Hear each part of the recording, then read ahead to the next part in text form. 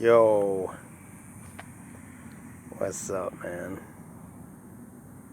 Uh, I wanted to talk a bit about what the new covenant means for, what does it mean as far as your work, is concerned? And the movement's very much pro-business, but it's also very much pro-small business. We're all for decentralization, not centralization. And decentralization is all about cooperation. Cooperation leads to decentralization. Competition leads to centralization, because competition is the seed of concentrations of power, an accumulation of things and of power, essentially, which is a win-lose. And cooperation, on the other hand, is a win-win. And it brings everyone up to standards. Instead of centralization, brings some into power and the others, by necessity, lose. It's win-lose. So, can you join the military in the new covenant? And I don't think you can, because in good conscience, I don't think you can be trained to kill when you have a promise to love unconditionally. I think it's a contradiction. The oath you take when you join the military is very much in contradiction to loving unconditionally as well. So it's going to be a hard sell, right? To your conscience, to yourself. You're not selling to anyone else, it's just to yourself. Which is basically, once you take that step towards the new covenant, you are going to see yourself limited in certain areas. You can't go certain ways that society, you're going to have some restrictions laid out on you. Can you be a police officer? It's hard to say, There's a lot of different types of police officers in law enforcement, but once again, you have to take an oath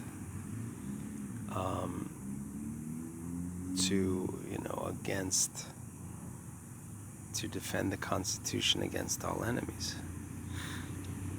And that, to me, that is a direct contradiction to the new covenant. That's just the way it is.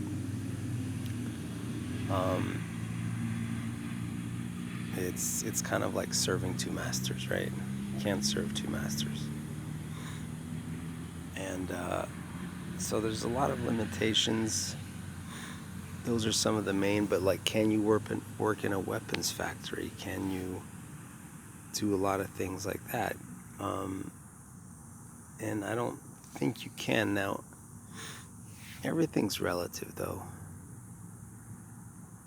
The only thing that's not relative is the new covenant itself. So if you're living within the Spirit will guide you.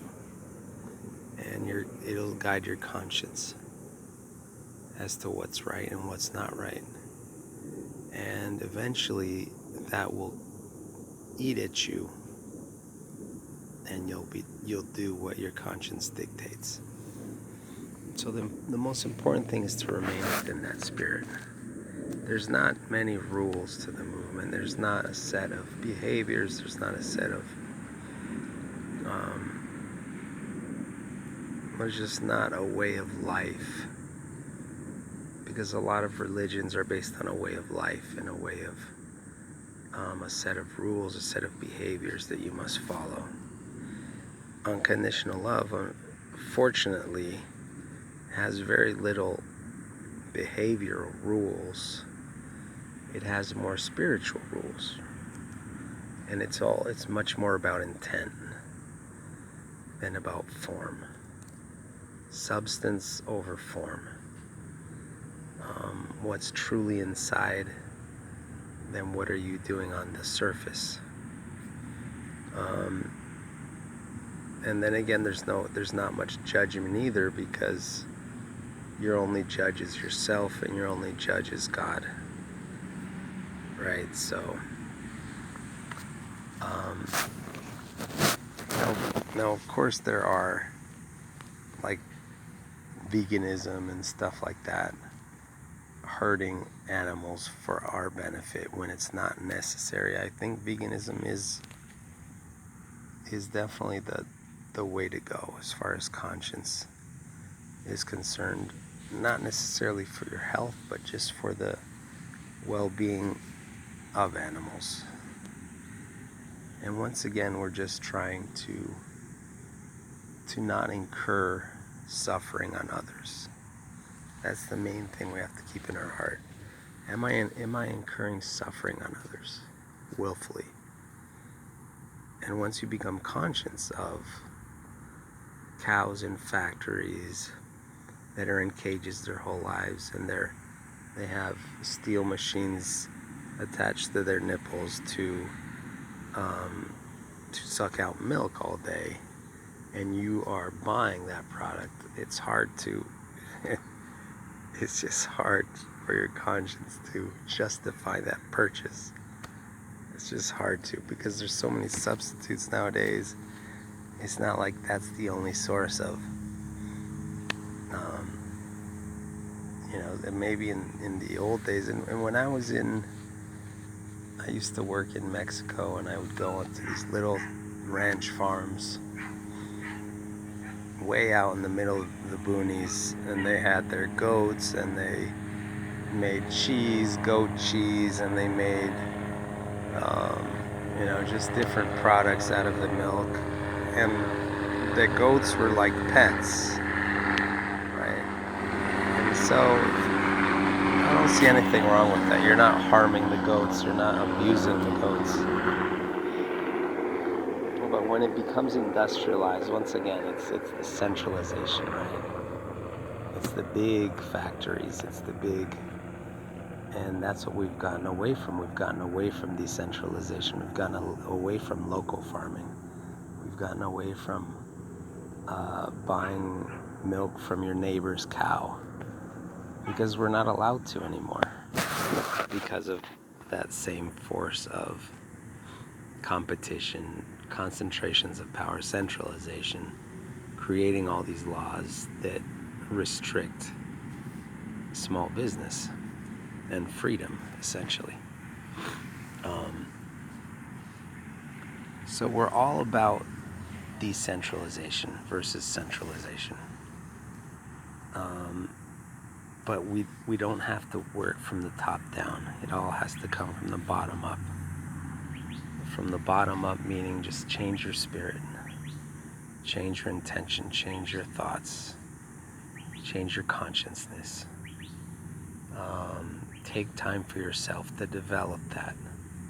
That's very important. Just taking that time, taking at least, 10 minutes a day, 20 minutes a day, just to develop that peace in your heart, to develop,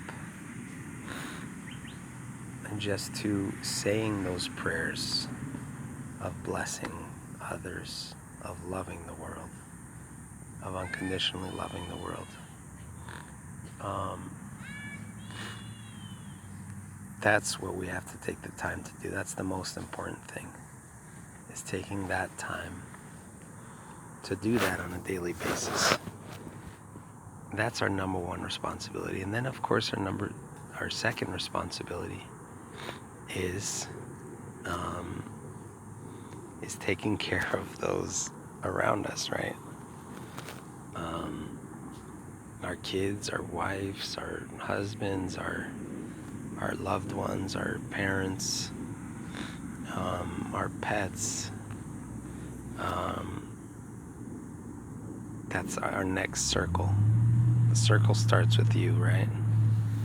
And then it expands slowly, and then it expands a little bit more to work, people at work, then it expands a little bit more. And then many times we get caught in trying to grow, and we lose sight of our own circle, and we lose sight of the people nearest us. And that's the most important thing. We don't have to grow. We don't have to expand necessarily. You can, and that's something great. And there's many gifted people that can do that without losing the self, without losing our role in serving those nearest to us. And with work and dedication, we can impact the lives of many people. But the most important thing is not to impact the number of people, it's just the quality. The quality is always the important thing. Always concentrate on the quality. The quality of your internal self. How's the quality? If you impacted 100 people a little bit, it's probably better to impact one person a lot and make a change, a significant change in one person's life. Then maybe 100, you touch them a little bit. That's what I think is the best route to go. So there's not a lot of work you have to do beyond your small circle of influence. And the most important thing is in yourself.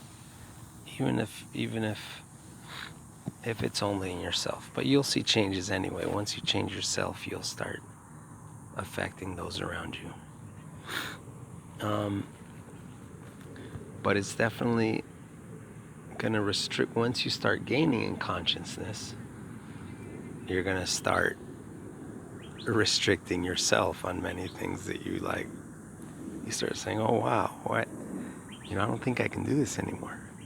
Or I don't think I can do this anymore. I don't think I can do this anymore.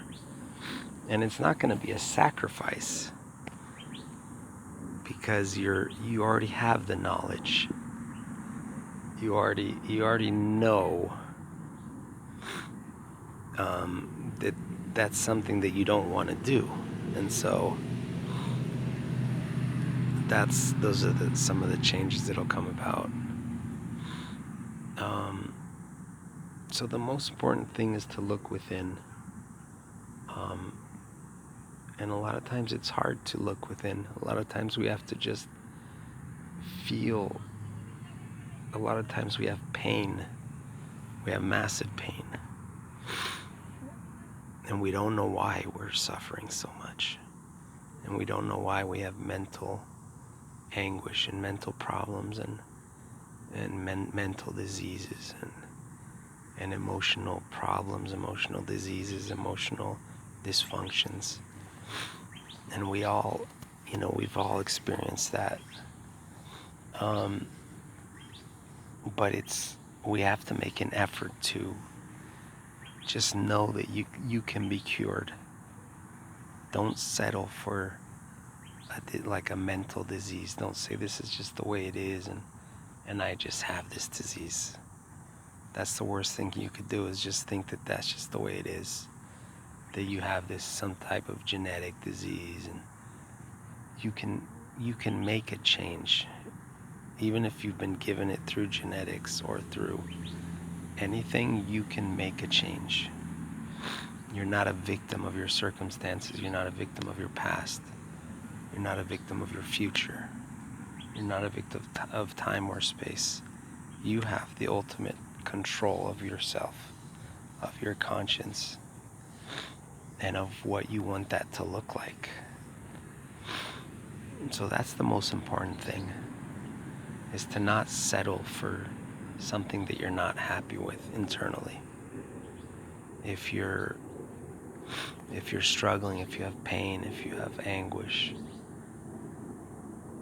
a lot of times it is coming from your subconscious, from deep down, and you don't know why. Stuff that happened to you in your infancy, in your youth, but keep on trying.